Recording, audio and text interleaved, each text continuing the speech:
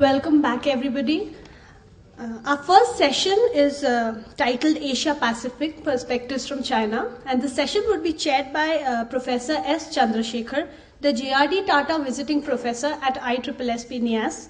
And we have three speakers for the session, Mr. Jayadev Ranade, Professor Shrikant Kondapalli, and Mr. Mohan Guruswamy.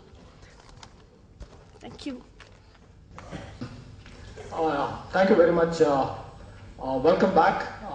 We're running a little bit short on time, so let me just get on with what has to be done. It's a great privilege to chair this session. We have with us a very, very distinguished, let me say, galaxy of talent. People who have studied and known China from different perspectives. In a sense, I feel very humbled to be chairing the session. I don't think I know enough about China when compared to these very distinguished panelists that we have for this first session. I think building on what Ambassador Ranganathan has carried out in the first session, it is fitting that the focus of attention in the first session is China, the rising China, which is creating, or shall we say, raising a whole set of new issues in the area of interest that we are currently studying. So let me first, the first speaker we have for today is Mr. Jayadev Ranade.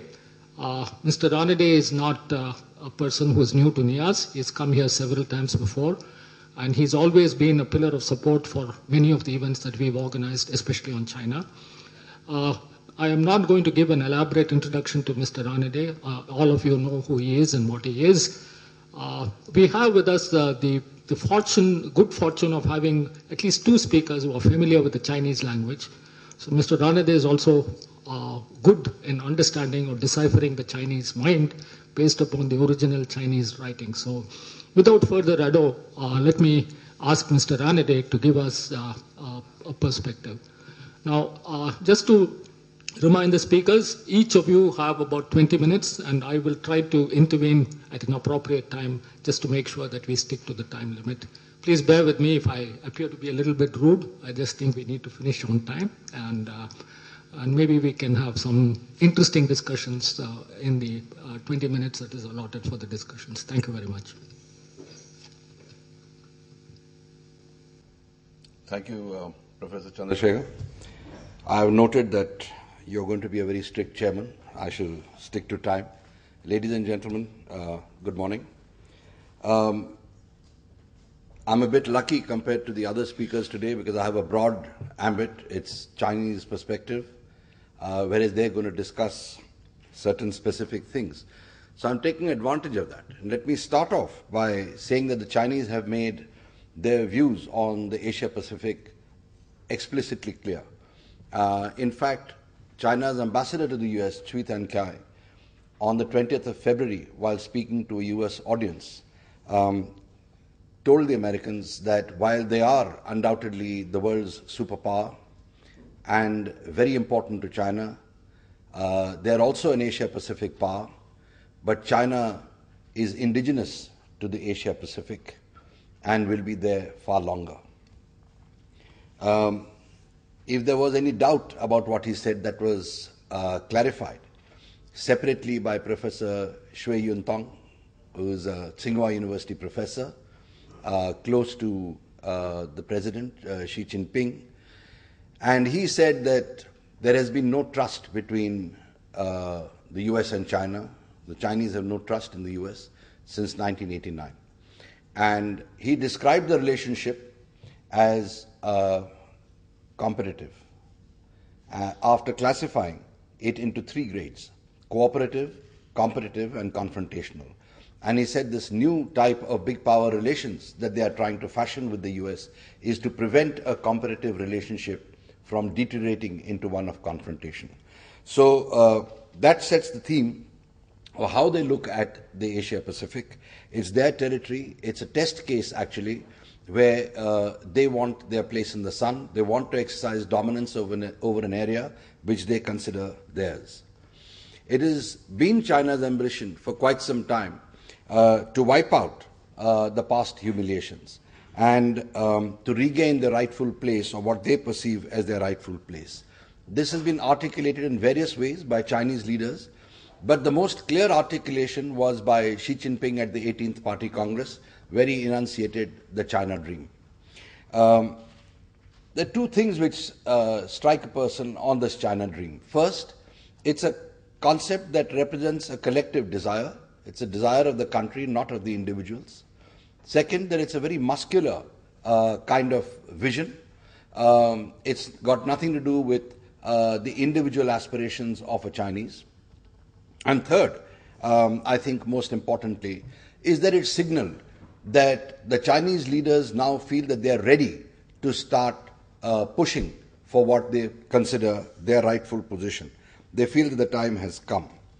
And this follows decades of effort at building the economy and modernizing the PLA.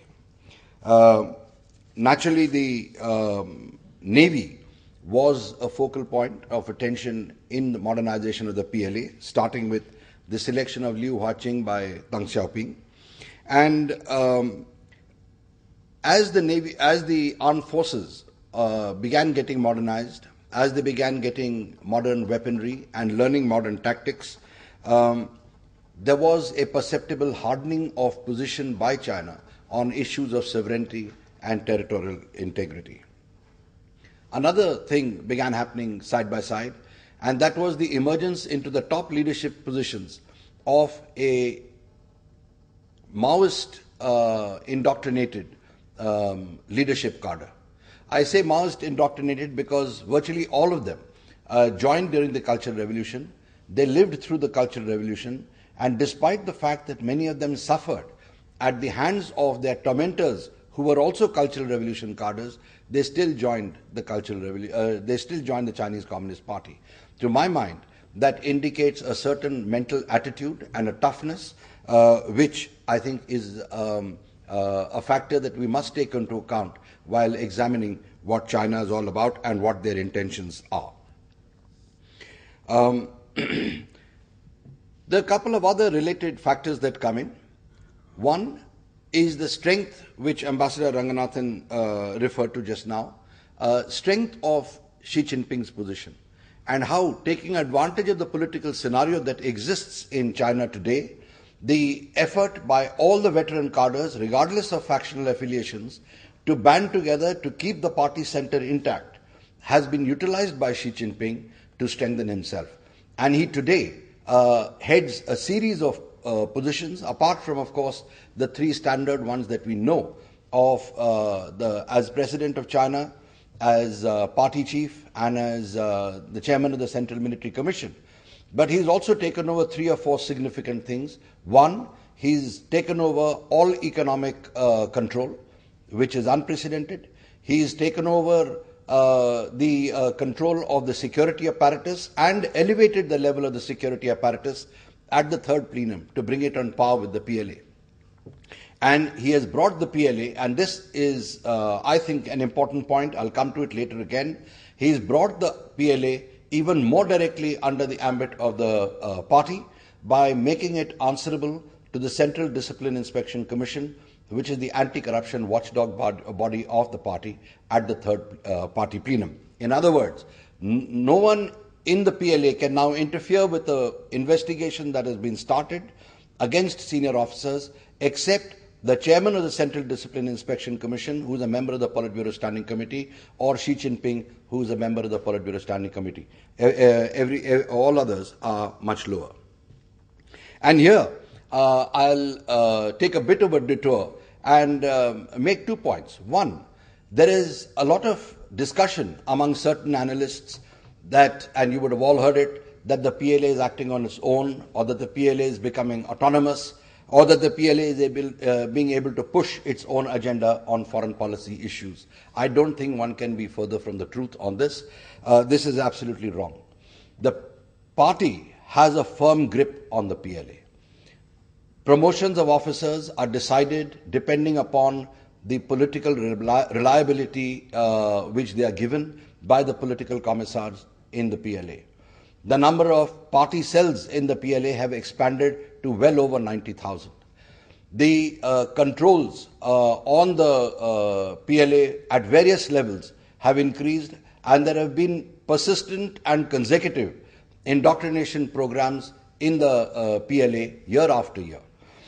So there have been a large number of things, and as I said, the PLA has been brought under the party's watchdog commission, and just a week ago, according to some websites that I was checking out yesterday, fresh directives have been issued to the military courts, which are under the jurisdiction of the General Political Department of the PLA, stating that they must clear the backlog of civil disputes that have piled up.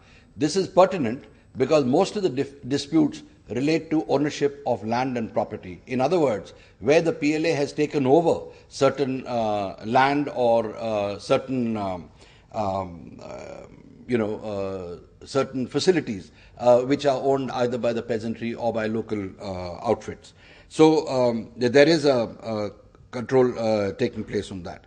The other is about China not opening up additional fronts at a time when tension is already high. And yet we find that that has been disproved by the Chinese leadership.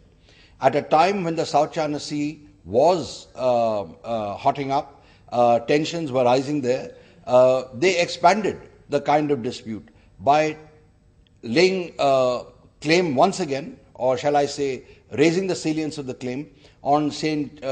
James's Shoal, on the Eodor Rock, on the Thiayus or Senkakus at the same time. The idea, I think, was not so much as to say that they disregard the level of tension in the South China Sea over the Spratlys and Paracels, but to virtually mark out or stake out the area that they consider is theirs and should be under their domination. And if you visualize the points that they've picked up, it is that entire area. And that is exactly the jostling which they have with the United States. So I think the Chinese leadership is fairly clear as to where they're headed. They're also fairly confident of their strength. They've built up deterrent capabilities. They built up adequate resources in their view to deter and delay any attempt by the US at interference in these waters, and we are seeing that happening there as it is. In fact, after building up a legal basis for their claims on the South China Sea, they have now started implementing them. And the Hainan Party Secretary, for example, has stated just a few days ago that every week they push back a large number of fishing vessels that come into their waters, sometimes after negotiation. So as I said, how they push the others back, one doesn't know, but that is what they're doing.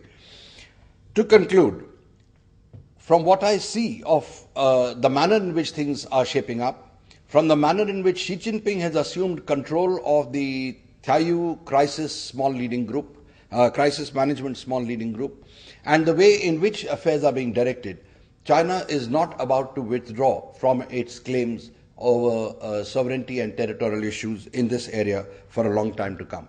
It is not going to back off, and we can see the way it dealt with the Scarborough Reef incident, where they are still there in possession of the area, despite the US brokering a kind of a truce, and they have warned the Philippines that be prepared for a very rough 4 years for having taken the matter for international arbitration. Visiting Japan, and trade is still continuing. They have apparently signaled to the Japanese that there will be no contacts till Abe demits office. Meanwhile, PLA Navy vessels continue to exercise in the entire area, and we are aware of their sailing efforts right up to the Lombok Straits, across Okinawa, into the West Pacific, etc. So they're making their presence very, very clear. And reinforcing all this are 2 points that the Chinese have made very clearly, and I think this is equally applicable not only to the nations there, but also to other countries which have territorial disputes or unsettled territorial issues with China. The first, they said that burgeoning economic ties do not translate into good political relations unless China's sovereignty and territorial claims are accepted and their core interests are safeguarded. That was made explicitly clear through 2 separate Xinhua dispatches addressed to, at that time, the Philippines and Japan. And secondly, a statement that has been made with increasing frequency, including just 2 days ago by the Chinese foreign minister, stating that China will never compromise its territorial or sovereign interests, and that it can and it should not be expected to do so. So I think this is the scenario that we are seeing. There is going to be no backing off from China. For them, it's a test case. It's a test case where they are telling the US, please back off, this is our area. And I'll conclude by just saying this is not the first time they've done it. You will recall where the senior Chinese naval officer told a visiting US admiral to take care of one part of the Indian Ocean and the Chinese will take care of the other. In other words, let's divide the world and share responsibilities. Thank you. Finishing up, we have time for, since Mr. Ranade took only 15 minutes, we still have 5 minutes left. So I'm keeping time very well. Maybe we can have a couple of questions and then we can go on to the next speaker.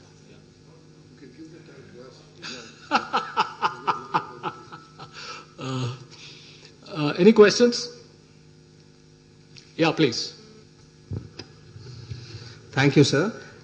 It's very fascinating that you've spoken about how China is increasingly flexing its muscles and appearing firm externally. While what is also interesting to note is various reports that have come of the president actually being very firm internally in cracking on corruption, as well as appearing very approachable. You know, there's been reports of him coming down to places which common people use often and trying to appear transparent and accountable and approachable. I'm now connecting this to what Ambassador Ranganathan spoke about, how India is weighed down by domestic, compulsions, and how that is reflecting heavily on foreign policy. So this means there is something for us to learn from this particular approach that the Chinese have taken. Your observations on this. And second, a hypothetical situation of what if India really now wants to look at, can we have, allies in and around this region by which we can look at a long-term containment policy when it comes to China? If so, who could be these allies, according to you? Thank you. First question of yours is takes us almost into the realm of speculation as to what we are going to do and how we are going to evolve. But it's true that Xi Jinping is trying to appear to be all things to all people. But his system allows it. The manner in which he controls the Chinese Communist Party allows it. The structure that they have to control and regulate the people's movements and actions allows it. In India, we have a totally different situation and a system. We have a democracy, sometimes chaotic, but nonetheless, I think it's got its own strengths. I know it sounds very hackneyed to say that, but I think we'll find our own way of moving ahead. But I don't think it's something that we need to be hesitant about. I am aware that there have been instances where regional satraps have interfered with or influenced our foreign policy effort. That reflects a weakness of the center, in my view. And I think what we need to do is break out and take some new initiatives in the foreign policy field. And in fact, if I may just refer in this context to the South China Sea and to the areas there, we should be thinking in terms of tying up with the countries there to form some kind of a united kind of a group, or a naval patrol, anti-piracy, or whatever you call it, but under our leadership, and we haven't thought of it. And the Chinese, mind you, at the 18th Party Congress did throw up an idea suggesting that they could maybe take the lead for uniting the naval forces of the other countries in such an effort. So something like that we would have to do. And I think that's what I would say on the point that you made. As far as containment is concerned, I don't think a direct containment policy is something that will be in our interest just yet. Maybe once we've built up adequate asymmetric capabilities, but not right now. And rather than that, I would go to I would follow the path of getting together all people whose interests are similarly affected, so that we can operate jointly and yet independently. Thank you.